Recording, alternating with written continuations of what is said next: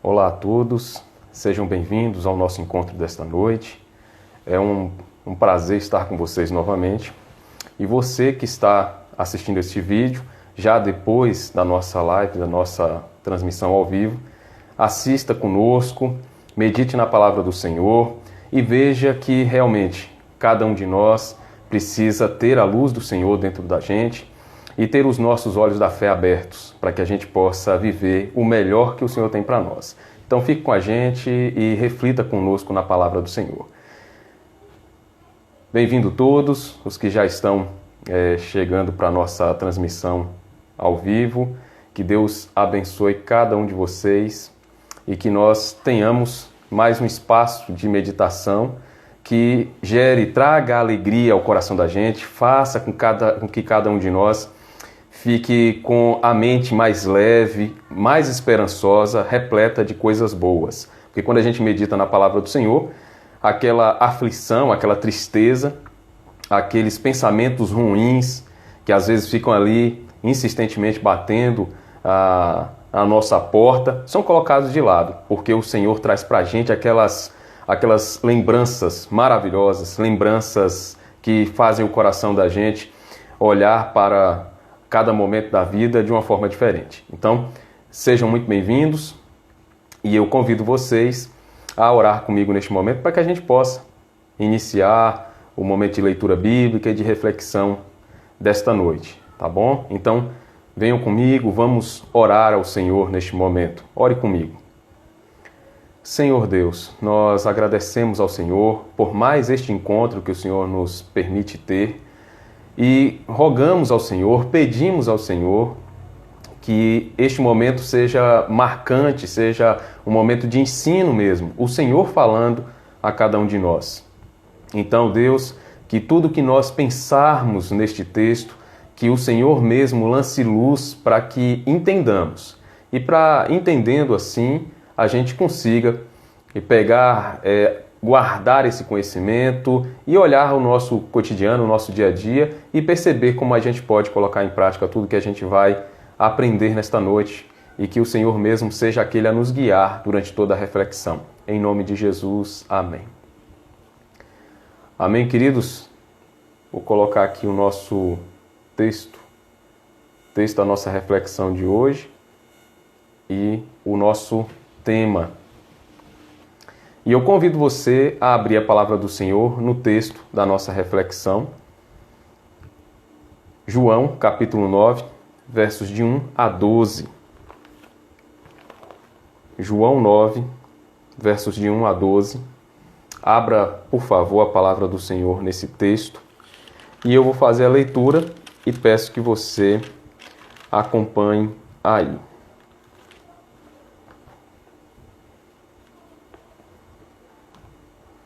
Diz assim a palavra do Senhor. Ao passar, Jesus viu um cego de nascença. Seus discípulos lhe perguntaram: Mestre, quem pecou, este homem ou seus pais, para que ele nascesse cego? Disse Jesus: Nem ele, nem seus pais pecaram, mas isto aconteceu para que a obra de Deus se manifestasse na vida dele. Enquanto é dia, precisamos realizar a obra daquele que me enviou. A noite se aproxima, quando ninguém pode trabalhar. Enquanto estou no mundo, sou a luz do mundo. Tendo dito isso, cuspiu no chão, misturou terra e saliva e aplicou aos olhos do homem.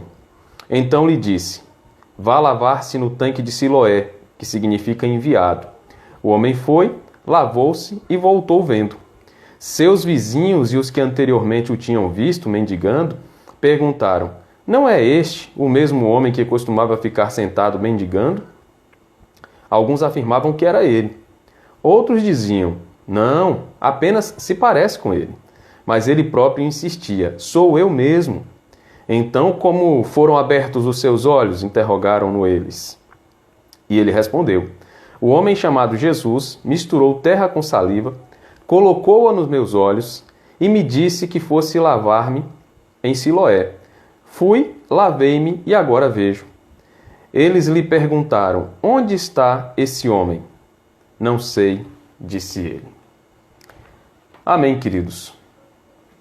Esse é um texto que fala sobre a solução de um problema na vida daquele homem, que marca também aquilo que é o problema que toda a humanidade passa, enfrenta, enquanto não tem Cristo para abrir os olhos da fé. Esse cego de nascença, ele simboliza muito bem como nós vivemos quando nós não conhecemos a Deus, quando não conhecemos a palavra do Senhor.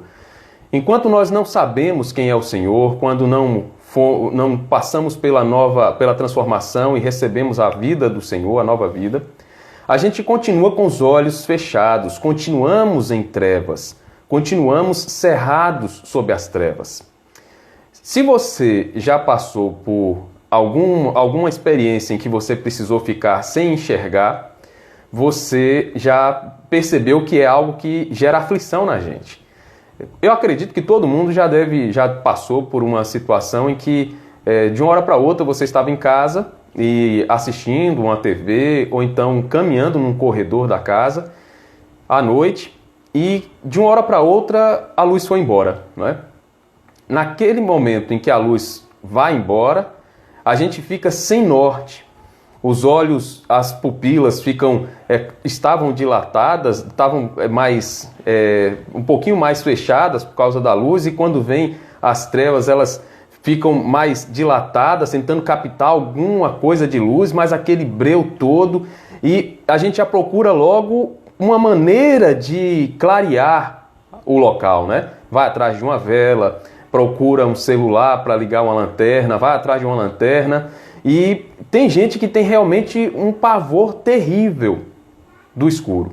Então, as trevas, elas jogam para nós uma situação que é a de que nós ficamos sem ter como ter segurança, sem conseguir nos proteger realmente daquilo que pode acontecer ao nosso redor. Então, uma pessoa que está em trevas, ela não tem muito o que fazer, ela acaba dependendo da ajuda de alguém em algum momento.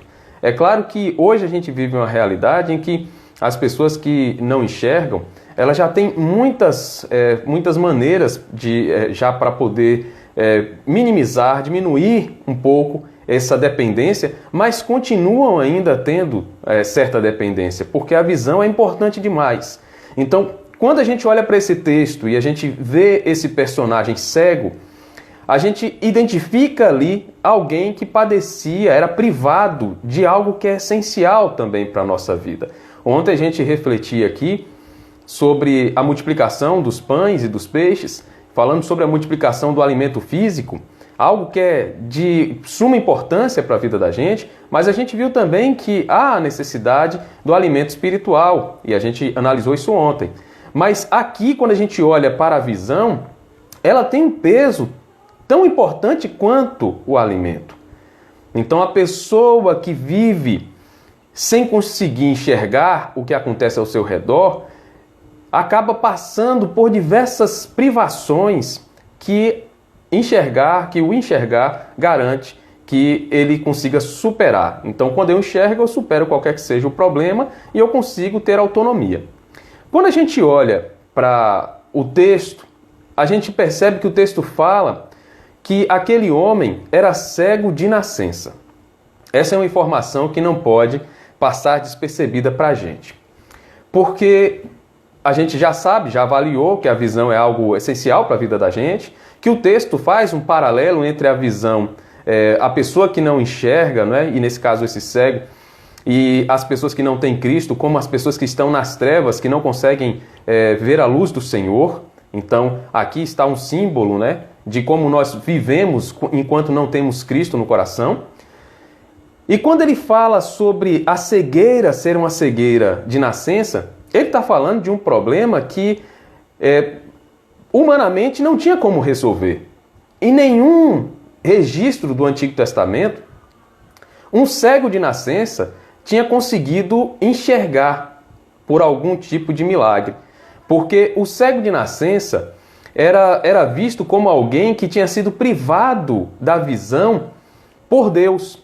Então, num conceito da época, numa avaliação dos religiosos da época, era como uma maldição. Aquela pessoa que tivesse nascido cega tinha nascido assim porque Deus mesmo tinha privado ela da visão. É claro que a gente sabe que esse não é o caso, né? E a gente sabe também que qualquer que seja o problema na saúde ou na vida do ser humano é decorrência do pecado original, do pecado de Adão e Eva, que fizeram com que o pecado deles, né, fez com que cada um de nós padecesse aí de problemas os mais diversos. Mas quando a gente olha para esse pecado, essa vida desse homem e a marca que ele tinha, que era a não enxergar, humanamente falando, estava numa situação, estava num contexto que não tinha solução. É tanto que o texto destaca essa situação para mostrar que ele mesmo nunca tinha enxergado. E eu já falei aqui que no contexto da época, entendia-se que ele não enxergava porque Deus mesmo não queria que ele enxergasse, não tinha dado isso a ele por causa do pecado. É por isso que os discípulos perguntam: Senhor, ele está desse jeito em razão de um pecado dele ou dos pais? Porque tinha aquela ideia que ou ele tinha feito algum pecado, cometido algum pecado, e aí no caso dele deveria se remontar ao ventre da mãe, né, porque ele nasceu cego, ou então os pais, de alguma maneira. Mas Jesus olha para aquele cenário e Jesus disse: olha, nenhum nem outro. Ele não está desse jeito porque ele cometeu algum pecado ou os pais. Ele está assim porque essa situação será usada para a glória de Deus. E é curioso perceber que quando Jesus diz isso, a gente pode ser levado a analisar de forma errada essa situação e imaginar que Deus faz esse tipo de situação acontecer na vida das pessoas para que ele possa usar isso como um canal para manifestar o seu poder, que não é o caso, porque nós seríamos forçados a pensar também dessa maneira que Deus priva as pessoas de alegrias, de realizações, para que ele possa usar depois essa situação para a glória dele. E a palavra de Deus deixa claro que ele não tenta ninguém, ele não gera mal para ninguém. Então, aquele ser humano tinha nascido daquele jeito, era decorrência do pecado que acomete a toda a humanidade, o pecado comum mesmo, que faz com que alguns nasçam com problemas e outros não, e aí vai a vida. Então, Jesus diz: olha, o fato é que ele tem um problema, e esse problema será um canal para que a glória de Deus seja manifestada. Então aqui estava um homem cego de nascença. O Antigo Testamento não registra em nenhum momento um cego de nascença que tenha recebido a visão, porque na realidade para recobrar ele tinha que ter enxergado em algum momento. Então, para que ele recebesse a visão, e era uma marca que se esperava inclusive do Messias, do ministério do Messias, porque se a gente analisar o ministério do Messias, e o Messias sendo o próprio Deus, o único que poderia fazer com que uma pessoa que nasceu sem a visão, o único que podia fazer com que ela enxergasse era o próprio Deus. Então, se não fosse Deus agindo na vida daquela pessoa, ela continuaria cega. Então, essa marca era uma marca que, inclusive, era uma credencial do ministério do Messias.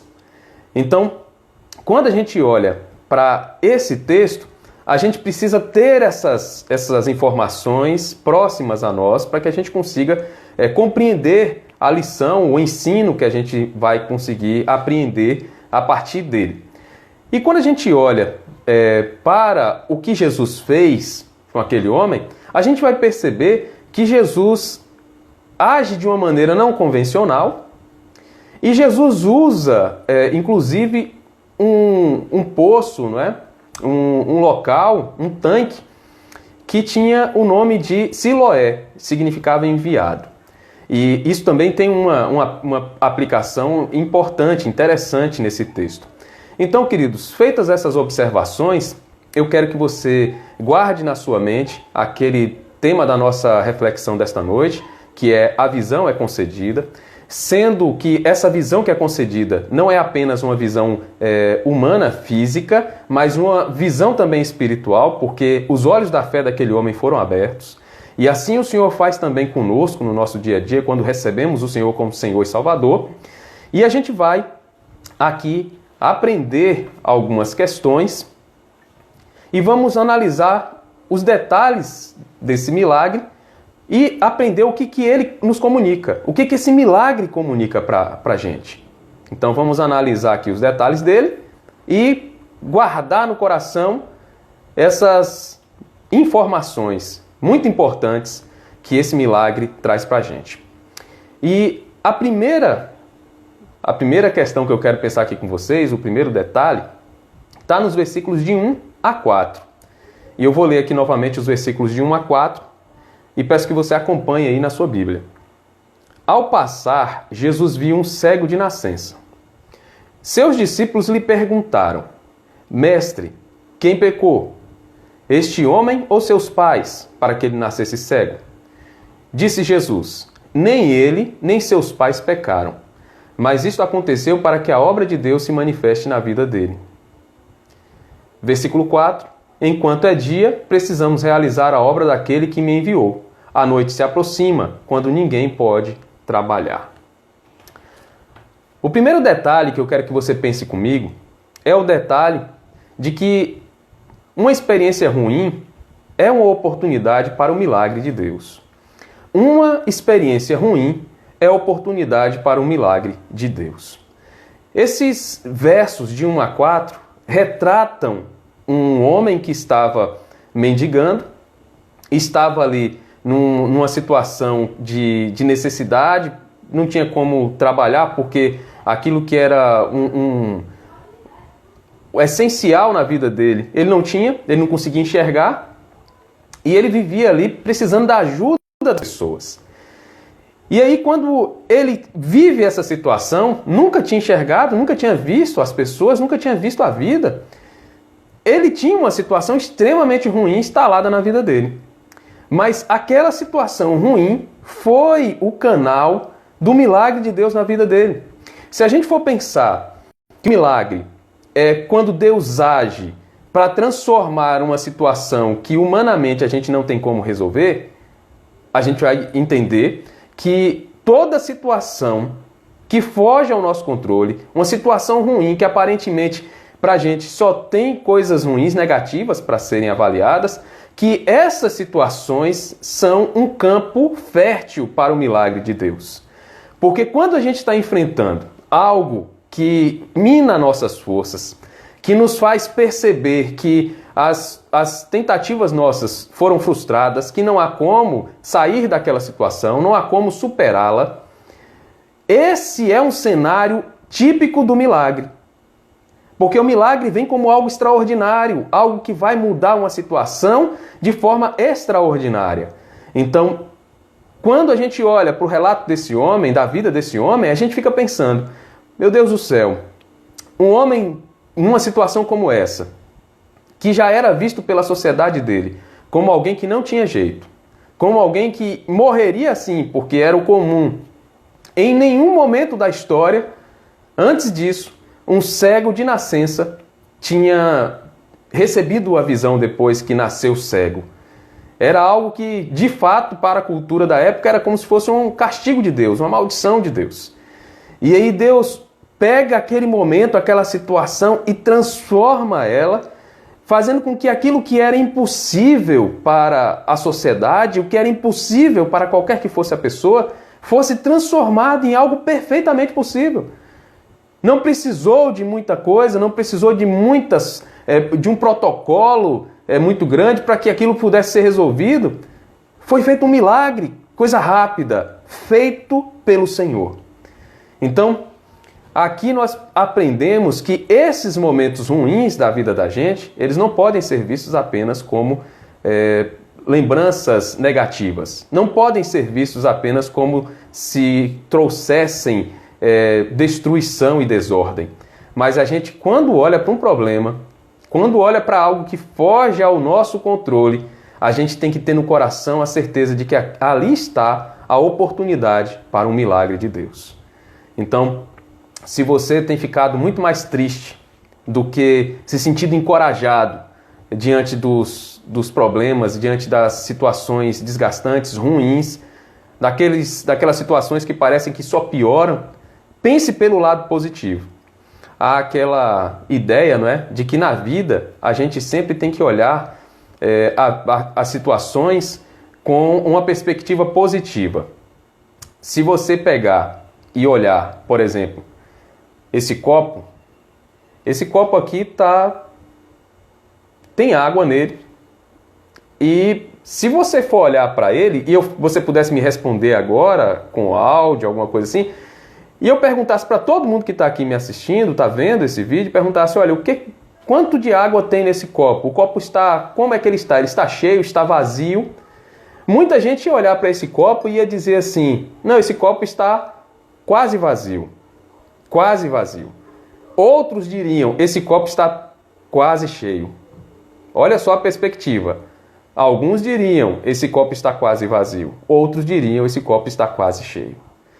Para aquelas pessoas que diriam ou disseram aí em casa que o copo está quase cheio, essa é uma atitude que faz com que a gente olhe a vida de forma diferente, que a gente nutra uma expectativa boa.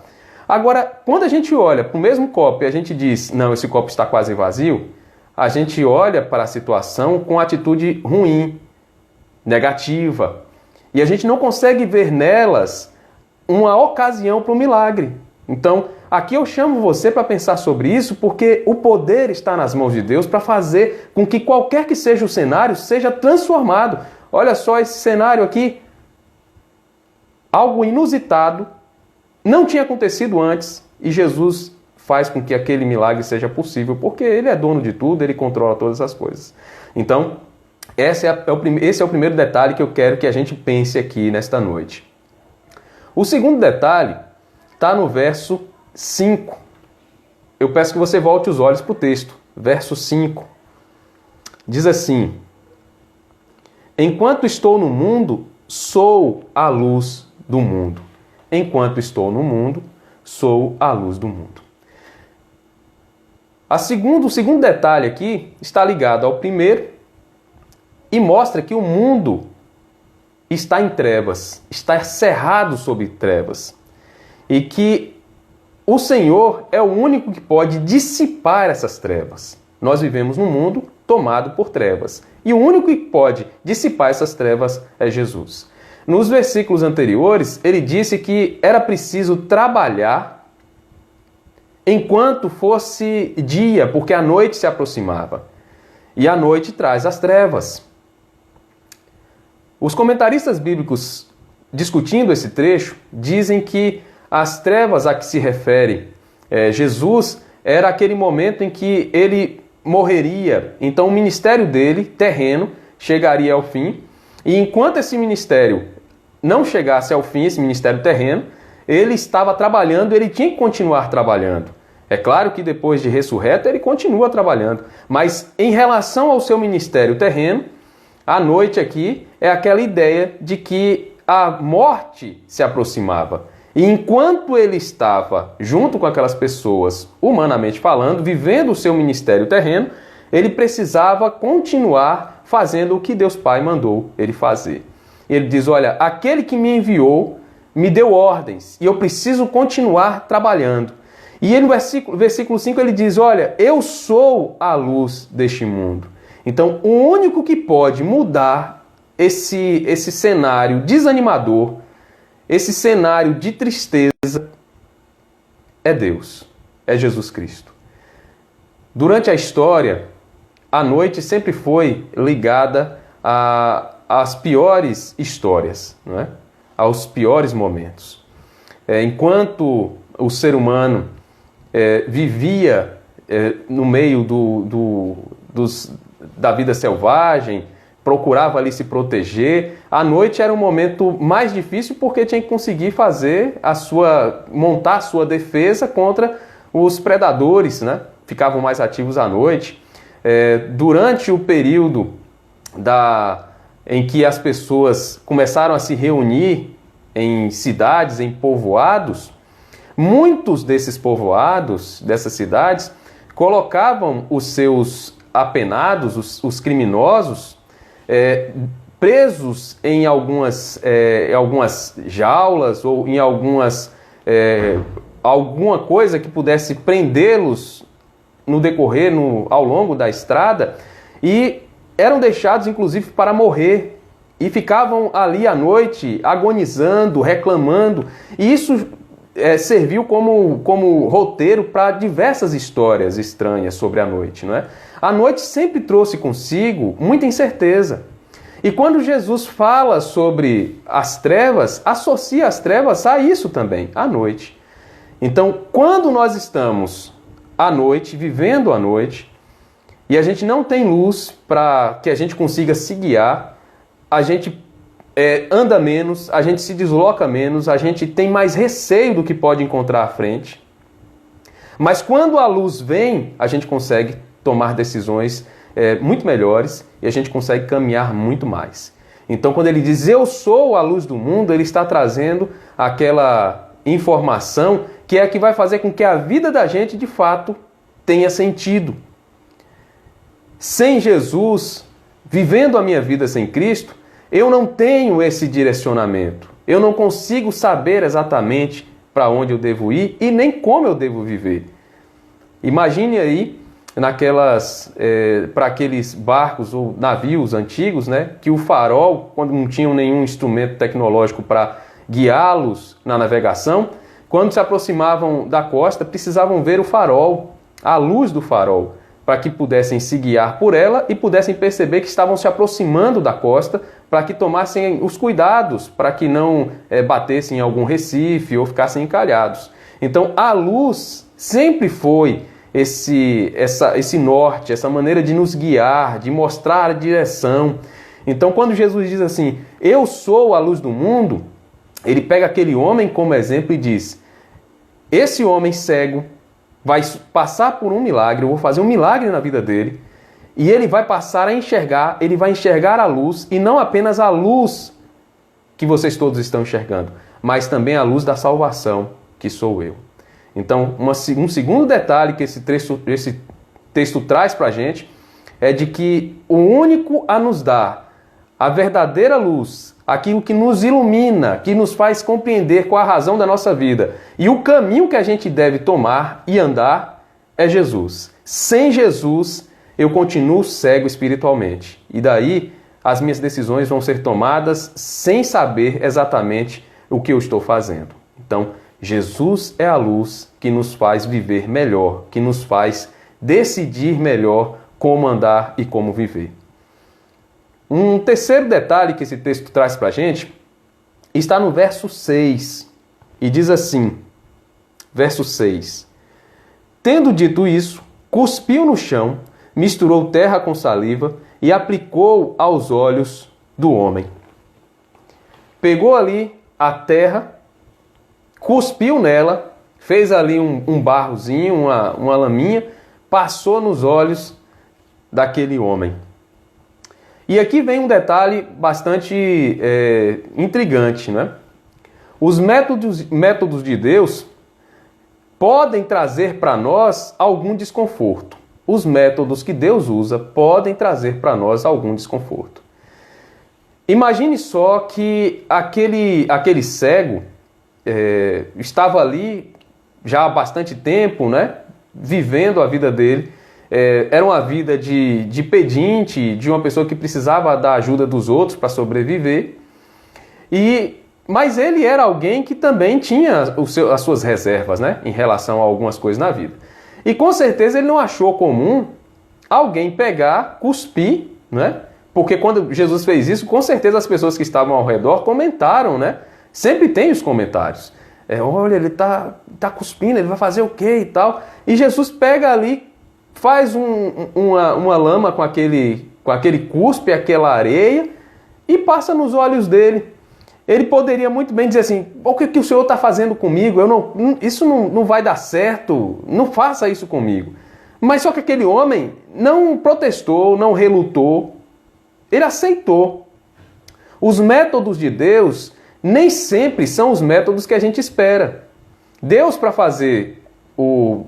trazer uma resposta, para mudar um contexto, para fazer um milagre, Deus não precisa seguir uma cartilha da gente. Deus não precisa obedecer às nossas diretrizes. Ele faz do jeito que Ele quiser. Veja a história de Naamã, quando Eliseu falou com ele que ele precisava se banhar, né, 7 vezes no rio. E ele disse, não, mas eu não vou fazer isso porque na minha terra há rios muito melhores. O que tem isso? Eu vou ficar aqui para me banhar. E aí o servo dele disse, olha, meu senhor, se ele tivesse mandado o senhor fazer uma coisa mais difícil para ficar curado, o senhor não faria? O que custa fazer isso que ele disse? E enquanto ele se banhava, ele foi curado. Então, os métodos de Deus são diferentes, são inusitados. Jesus pegou barro ali, passou nos olhos daquele homem, e aí? Jesus podia fazer um milagre de forma diferente? Podia, mas não quis fazer daquele jeito. Então, ele tem todo o poder, mas os métodos dele nem sempre são os convencionais. Nem sempre são os convencionais. Então, para a cultura da época até, alguns viam a saliva até como algo que era usado para um tratamento medicinal de algumas doenças, né? Há alguns comentaristas bíblicos que inclusive destacam isso. O William Hendrickson é um deles que fala sobre isso. E a gente vê que, apesar dessa ideia, mas era algo estranho, né? Estranho. E aquele homem aceitou. E apesar do desconforto, apesar da situação inusitada, ele deixou que aquilo acontecesse, ele deixou o Senhor conduzir. Com certeza você pode já ter avaliado a sua vida e visto que Deus usou de métodos não tão convencionais para trazer uma resposta de oração para você, por exemplo. Deus pode ter usado uma oportunidade, uma situação que você nunca tinha esperado, não acreditava que podia ser daquela forma. E Deus usou e fez com que acontecesse. Fosse mudado o cenário, fosse transformado, que a situação passasse por mudança. Porque quem conduz é Ele. Não adianta eu ficar tentando decifrar o método de Deus, não adianta eu ficar tentando mudar o método de Deus, porque Ele faz do jeito que Ele quiser, da forma que Ele quiser. E é tão interessante, queridos, que quando aquele homem recebe aquela lama, aquele barro ali nos olhos, alguns comentaristas dizem, inclusive, que pode até dar a entender que quando Jesus passa o barro nos olhos dele, é como se Jesus estivesse dizendo, você, ser humano, é parte do barro. Eu te fiz do barro. E eu posso mudar qualquer que seja o cenário na sua vida. Eu posso mudar qualquer que seja o problema. Eu posso transformar. E ele usa aquele barro, para alguns comentaristas, como um exemplo, né, de que do barro que ele tirou do chão, ele colocou esse barro nos olhos daquele homem e era nada mais do que um homem que tinha vindo do barro que era produto das mãos de Deus, Deus que fez tudo. Então ele tem tudo em suas mãos. Ele pode transformar o que ele quiser, porque ele tem todo esse poder. Então esse é um outro detalhe do milagre que a gente precisa parar para analisar. Deus tem seus métodos. Deus nos ensina que nós somos feitura das mãos dele, nós somos criação dele. E ele pode transformar a qualquer momento a nossa vida. Vejam que, por exemplo, a gente vê isso no nosso dia a dia, né? Por exemplo, você teve um problema no seu computador, você precisa levar uma pessoa que entenda, né? Para mexer, para consertar. Às vezes é uma coisa... um detalhe, mas quem sabe, quem tem conhecimento para aquilo é que vai resolver. E nas mãos daquela pessoa, aquele problema é solucionado. Você tem um carro, você tem que levar num mecânico que conheça, que saiba descobrir qual é o problema, e ele tem conhecimento suficiente para mudar aquele cenário e resolver o problema. E assim vai. Agora, nesse período de pandemia, quantos profissionais de saúde, não é, atuando, não apenas médicos, mas enfermeiros, técnicos de enfermagem, fisioterapeutas em UTI, fonoaudiólogos, nutricionistas, pessoas que estão trabalhando ali e outros mais, que para que as coisas caminhem bem, ali precisa existir um grupo de profissionais que saiba o que está fazendo.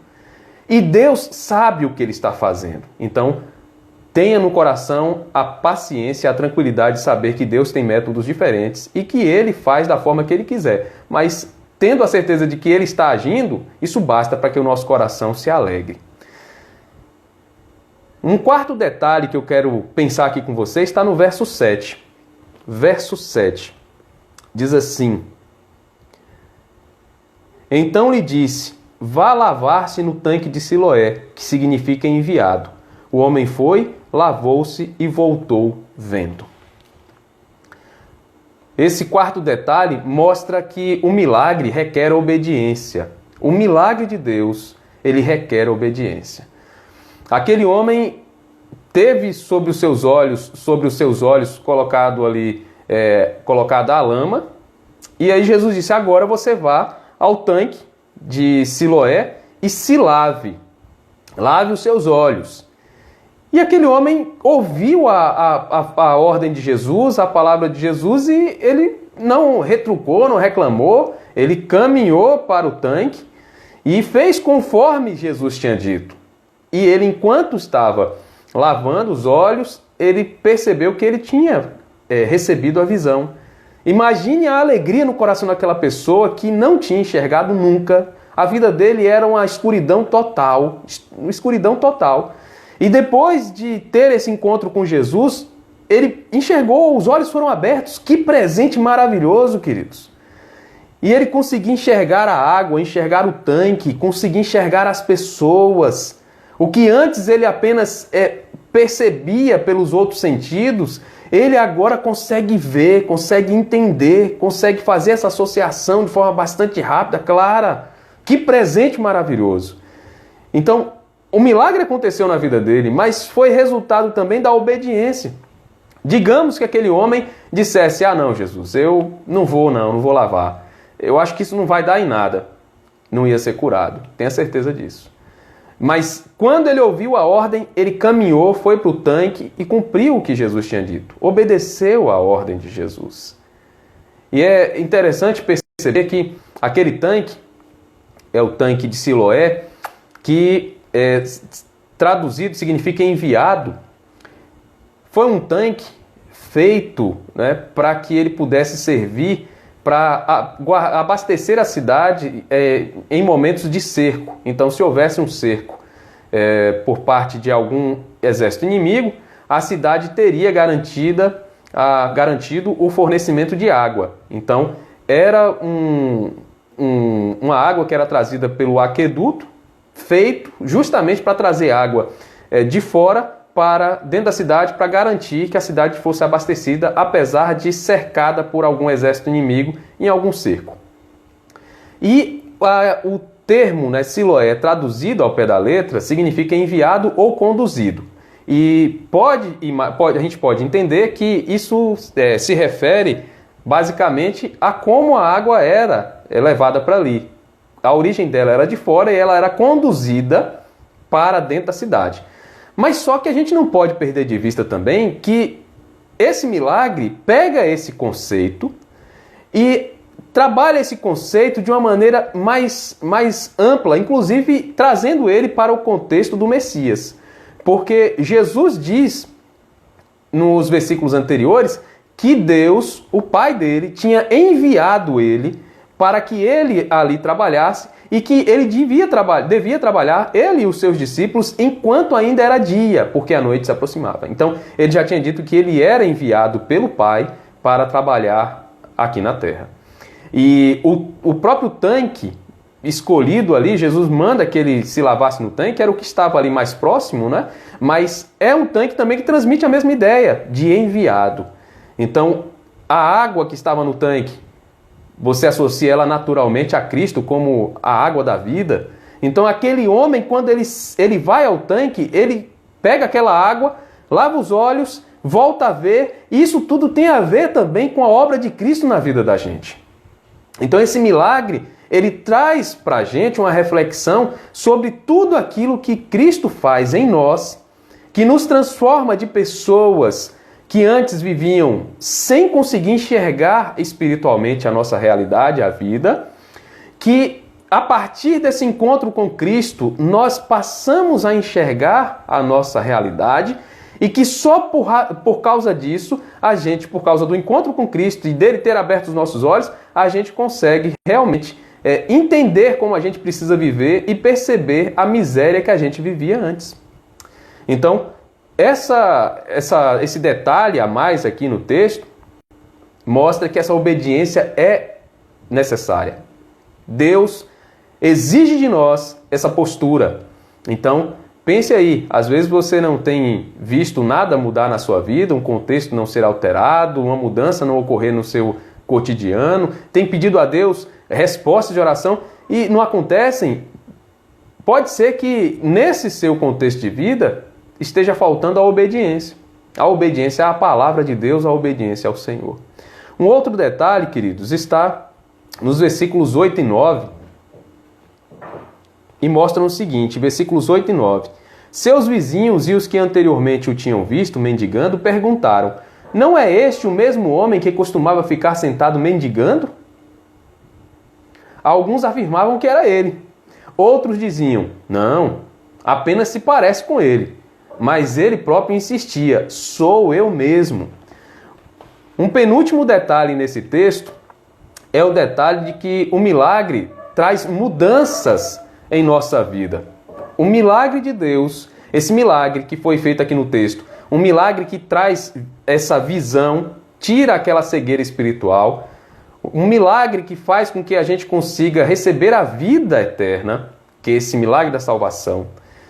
Ele faz com que a nossa vida passe por mudança, o nosso comportamento é alterado.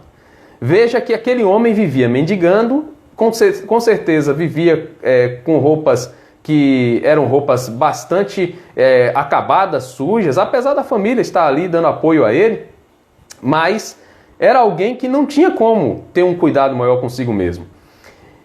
E quando ele passa pela mudança de vida, do encontro que teve com Cristo e da visão que ele recebe, ele passa a enxergar, os vizinhos olham para ele e já percebem que ali estava alguém diferente, tanto na sua forma de andar, porque um cego anda com dificuldade, tropeça nas coisas, tem dificuldade em se mover com fluidez, com naturalidade, anda cambaleando, anda tomando cuidado para não bater em nada, e também na própria postura, na roupa, na forma dele se apresentar. Então, quando ele chega, depois de ter tido esse encontro com Cristo, a gente percebe que houve uma mudança nele, que os próprios vizinhos estavam olhando para ele dizendo: não, mas não é ele mesmo. É claro que isso também tinha a ver com o fato de ele estar vendo. Ninguém nunca tinha visto isso acontecer no meio de Israel e em nenhum outro lugar. Uma pessoa que tinha nascido cega passar a enxergar depois. Então, apesar de ter esse fator também dele estar enxergando e isso já ser um assombro para as pessoas, mas também a forma dele se apresentar, o jeito dele andar, o jeito dele se comportar, fez com que as pessoas pensassem: não é a mesma pessoa. Então, esse detalhe mostra pra gente que esse milagre de Deus na vida da gente, o milagre da transformação, da salvação, é um milagre que faz com que a gente tenha também o nosso comportamento mudado. A forma de proceder, a forma de se apresentar e de se comportar. Então tem muita gente que pensa: não, eu aceitei a Cristo, mas é igual, diz aquele ditado, venha como estás. A palavra de Deus diz: venha como estás. É claro, vá ao encontro de Jesus do jeito que você tiver. Mas tem muita gente que diz: não, e também esse entendimento mostra que eu preciso viver do jeito que eu estou o resto da vida. É aquela filosofia da Gabriela, não é? Eu nasci assim, vou viver assim e vou morrer assim. A palavra de Deus diz que quando nós nos encontramos com Cristo, há uma mudança. E essa mudança precisa ser uma marca na vida da gente. Esse milagre aqui mostra que houve mudança na vida daquele homem. E todo milagre que Deus fizer na vida da gente, o primeiro é o da salvação, e esse da salvação abre porta para todos os demais. Todo milagre que Deus faz na vida da gente gera alguma marca que deve fazer com que a gente se comporte de forma mais parecida com Cristo e que atenda cada vez mais o que a palavra de Deus informa que é o correto. E por fim, queridos, versículos 10 a 12 dizem assim: Então, como foram abertos os seus olhos? Interrogaram-no eles. Ele respondeu: O homem chamado Jesus misturou terra com saliva, colocou-a nos meus olhos e me disse que fosse lavar-me em Siloé. Fui, lavei-me e agora vejo. Eles lhe perguntaram: Onde está esse homem? Não sei, disse ele. O último detalhe que eu quero aqui pensar com vocês é que esse milagre também produz mudança na vida das pessoas que estão próximas a nós. Esse texto fala sobre um milagre que tem um impacto direto com a questão da salvação. O próprio homem cego é um símbolo do ser humano sem Deus, que vive na escuridão, nas trevas.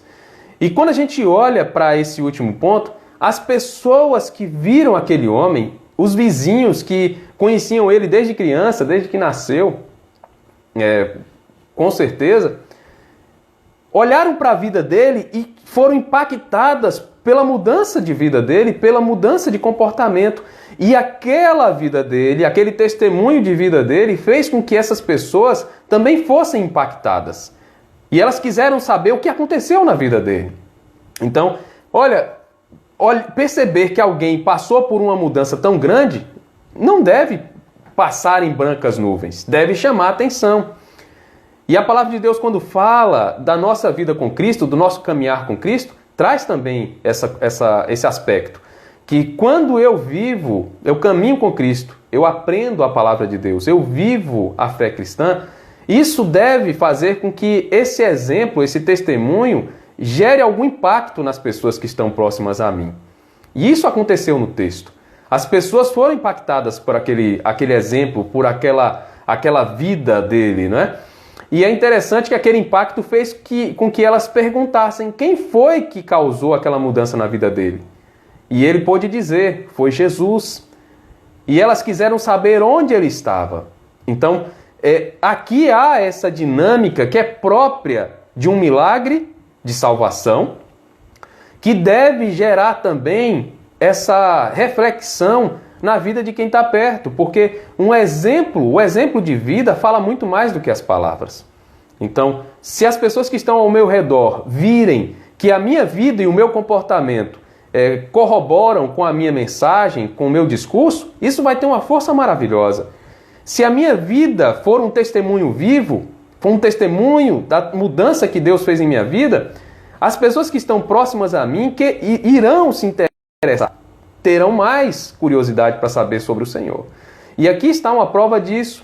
Então, o milagre que Deus faz em nossas vidas, esse milagre deve gerar esse impacto positivo nas pessoas que estão próximas a nós. É claro que dentro desse conjunto, desse grupo de pessoas, há pessoas que vão olhar o testemunho, a mudança de vida e vão continuar criticando, vão achar uma mudança sem razoabilidade, sem qualquer tipo de relevância, mas há dentro desse mesmo grupo aqueles que serão tocados, que serão incomodados a saber mais daquela mudança. E esse é o momento também de Deus fazer um milagre na vida dessas outras pessoas e abrir os olhos da fé delas.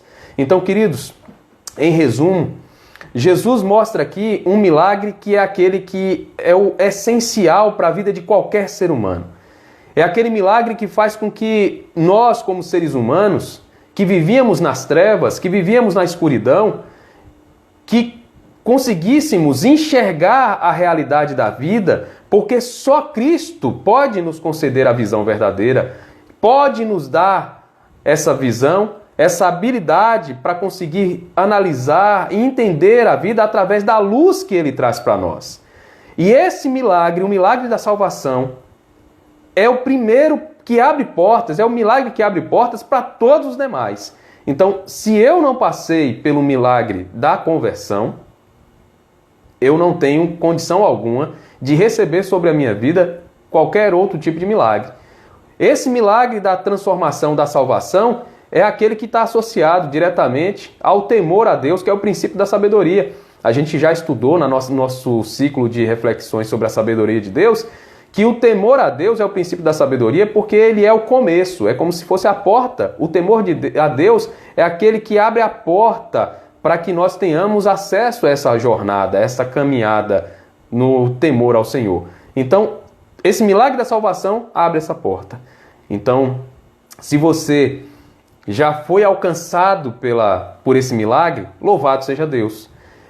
Se não foi ainda, então abra o seu coração, peça a Deus para transformar a sua vida. E você vai sair das trevas para a maravilhosa luz. E aqueles que já foram alcançados por esse milagre, tenham certeza, assim como esse milagre aconteceu em nossas vidas, outros milagres também acontecem. E esses outros milagres vêm dentro dos métodos de Deus, que podem parecer estranhos para nós, mas são métodos de Deus. Faz também com que a gente perceba que as situações ruins são oportunidade para o milagre, então que a gente não crie aquela desesperança, aquela tristeza, mas que a gente acredite que o copo não está quase vazio, mas ele está meio cheio, ele está quase cheio. E tenhamos essa expectativa de que o Senhor fará com que aquela situação ruim seja alterada, que a presença de Jesus dissipa as trevas da nossa vida, então aquelas trevas que trazem medo a nós, a presença de Jesus dissipa essas trevas, ele requer da gente obediência nessa nossa caminhada e com certeza essa vida com Deus traz mudanças no nosso comportamento e também faz com que a gente impacte positivamente a vida de outras pessoas. Então que Deus abençoe você, aplique no seu coração a palavra dele e que em nome de Jesus todos nós tenhamos um coração ainda mais feliz, mais contente por saber que nós fomos alvos no milagre de Cristo e que muitos outros milagres acontecem e acontecerão em nossas vidas em nome de Jesus. Que Deus abençoe vocês e que Deus encha o coração de vocês de alegria e de esperança em nome de Jesus. Amém. Queridos, nós estamos já no fim, não é, dessa reflexão de hoje. Amanhã nós teremos o nosso encontro das 9h30 da manhã, que é aquele espaço que faz às vezes da escola dominical. Não é aquele momento em que a gente vai ter uma escola dominical dentro do formato mesmo da escola dominical, até porque a gente ainda não tem como fazer isso pelo Instagram, não é? Toda aquela dinâmica. Mas com fé em Deus, daqui a alguns dias, se perdurar a pandemia, a gente vai conseguir fazer, a gente já está buscando meios para isso. Mas amanhã às 9h30 nós teremos aquele estudo, né, um momento de estudo sobre os dons espirituais, a segunda aula sobre os dons espirituais. Você está convidado a participar com a gente e amanhã à noite, às 19 horas, nós teremos a última reflexão deste ciclo de reflexões sobre os milagres de Jesus, tá bom? Então você está convidado a participar também. Então que Deus abençoe a todos e vamos orar neste momento para que a gente possa encerrar essa transmissão e pedir a Deus que abençoe a vida de cada um de nós, que nos fortaleça em nome de Jesus. Então ore comigo, vamos orar ao Senhor neste momento. Senhor Deus, nós te agradecemos por mais um momento que tivemos de reflexão bíblica. Que o Senhor aplique em nós a Tua palavra, Pai. Fortaleça, Deus, o nosso coração. E que em nome de Jesus, Deus, nós tenhamos na mente sempre aquela certeza de que o milagre do Senhor acontece dentro dos termos do Senhor. Que a gente perceba, ó Deus, que os métodos são do Senhor, a maneira de resolver, de agir é do Senhor. E entender também, ó Deus, que os momentos ruins, eles não são uma razão em si mesmos para que a gente imagine que não há solução, mas que vejamos os problemas como oportunidades para que o milagre do Senhor possa ocorrer. Então que o Senhor abençoe cada um, aplique o texto, as lições, as reflexões aqui ao coração de cada um. Abençoe também, Deus, a nossa nação, nesse período, Deus, de pandemia. Ainda não podemos retomar as nossas atividades ou nossa vida comum, normal. Pedimos que em nome de Jesus, Deus, o Senhor visite mesmo a cada representante, cada líder político no nosso país, em todas as esferas, na federal, estadual e municipal, assim também no mundo, ó Deus, para que em nome de Jesus as medidas tomadas por cada líder político sejam medidas que tenham a direção dada pelo Senhor e que sejam para o benefício da população, para a bênção da população, para abençoar cada um da população. Que o Senhor também abençoe, Deus, que em nome de Jesus nós vejamos essa pandemia chegar ao fim, ser freada, e que em nome de Jesus, Deus, os profissionais que têm trabalhado nesse período de quarentena, profissionais de saúde e demais categorias que têm trabalhado nesse período, que em nome de Jesus, Deus, sejam guardados pelo Senhor, abençoados por Ti, que o Senhor abençoe também os que estão enfermos com a Covid-19 ou outras doenças que nesse período têm lutado para recuperar a saúde, que o Senhor abençoe e que em nome de Jesus, Deus, sejam abençoados pelo Senhor e que recuperem a saúde por completo. Abençoe também, assim, a vida do reverendo Ronaldo Lidório, de sua família que tem lutado contra essa doença, que o Senhor continue abençoando a vida deles e que eles se recuperem por completo. E que o Senhor também, Deus, abençoe os profissionais que estão fazendo pesquisas, tanto para o desenvolvimento de uma vacina, quanto o desenvolvimento de medicamentos mais eficazes ou a readequação de protocolos de medicamentos que já existem. E também, ó Deus, abençoar aqueles que estão trabalhando para que toda essa logística seja garantida, para que a solução chegue às pessoas. Pai, nós agradecemos e pedimos, continue abençoando a vida de cada um de nós, da Tua igreja, da igreja do Senhor espalhada pela face da terra, e de todas as pessoas que nesse momento vivem esse isolamento, em nome de Jesus. Amém. Amém, queridos. Que Deus abençoe a todos. Até amanhã às 9h30 da manhã e às 19 horas estaremos juntos, se assim Deus permitir. Então, que Deus abençoe a todos. Tenham uma ótima noite. É um prazer sempre estar com vocês assim, apesar de a gente não ter podido ainda se reunir para que a gente pudesse se abraçar, estar juntos, né, como a gente sempre gosta de fazer, mas essa é uma forma de reduzir um pouco essa distância. Então que Deus abençoe a todos, livre-os de todo mal, em nome de Jesus. E amanhã a gente se encontra de novo para a glória do Senhor. Tenham uma ótima noite.